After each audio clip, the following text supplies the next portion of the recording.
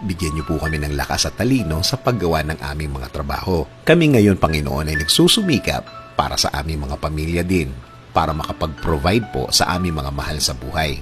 Panginoon, kami pong mga nagsusumikap sa buhay, bigyan niyo po kami ng suporta, tulong, proteksyon, at guide, Panginoon. Please direct our path and guard our hearts.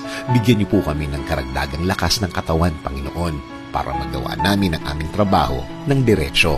Alam po namin na ang plano niyo sa amin ay maganda. We are submitting our ways to you. Alam po namin, Panginoon, na tuloy-tuloy niyo po kaming bibigyan ng suporta.